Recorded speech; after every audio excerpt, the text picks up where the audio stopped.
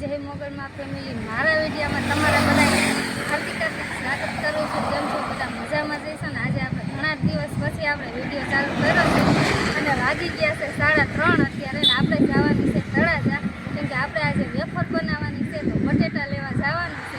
તો તમે બધા બ્લોગમાં રહેજો અને જોઈએ આપણે તળાજાની માર્કેટમાં કેવા વેફરના બટેટા મળે છે મસ્ત મજાના।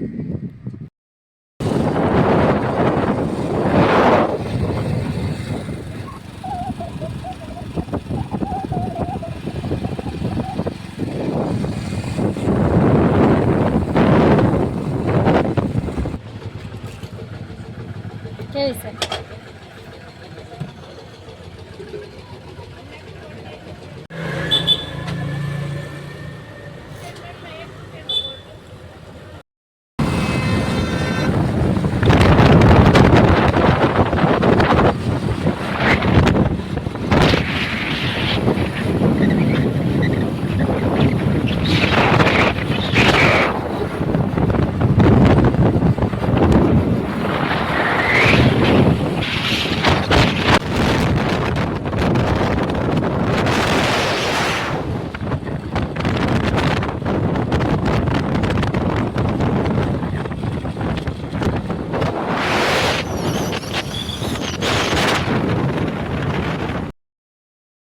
તો આપણે છે ને તળાજાથી ઘરે આવી ગયા છીએ અને હું લાવ્યા તમને બતાવું। જો બટેટા લાવ્યા અને કેરી લાવ્યા, કેમ કે આપણે કેરીનું આથણું કરવાનું છે, કેમ કે ગુંદા કેરીનું આથણું થઈ ગયું છે અને હવે જો કેવડા મોટા મોટા બટેટા છે તો હવે છે ને આને આપણે હાંજે છે ને વેફર ઓલી કરી વેફર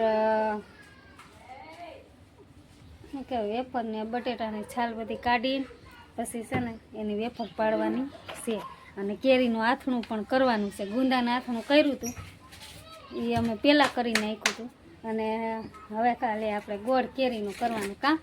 હા હો તો છે ને ફેમિલી ગુંદા કેરીનું આથણું આપણે કરીને મૂકી દીધું ને જ્યાં બધા ખાવા હોતા ને માંડ્યા છે।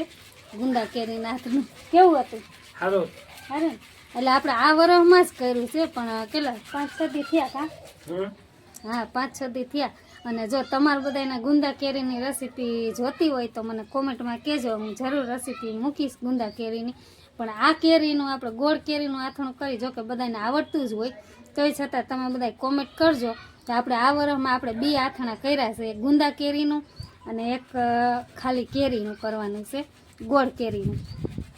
હવે બટેટા આપણે લઈ આવ્યા છીએ તળાજાથી અને આવતા રહ્યા। તો તમને આજનો અમારો આ બ્લોગ કેવો લાગ્યો એ પણ કોમેન્ટ કરજો। અને હા, આ ગુંદા કેરીની રેસીપી જોતી હોય અથાણાની તો મને કોમેન્ટમાં જરૂર કહેજો, તો હું શોર્ટ વિડીયોમાં છે ને એની રેસીપી નાખી દઈશ। તો આજનો વિડીયો બસ આપણે અહીં સુધીનો જ, અને તમને ગમ્યો હોય અને જોયો જ હોય આખો વિડીયો તો તમે લાઈક કરજો, કોમેન્ટ કરજો, નવા હોય તો મારી ચેનલને પણ ફોલો કરી દેજો, એટલે આવા નવા વિડીયો તમને જોવા મળે ને શોર્ટ વિડીયોમાં કોમેન્ટ નાખી દેજો, હું તમને રિટર્ન પણ આપી દઈશ। તો બધાને જય માતાજી, જય મોગલમાં, મળી કાલે બીજા બ્લોગ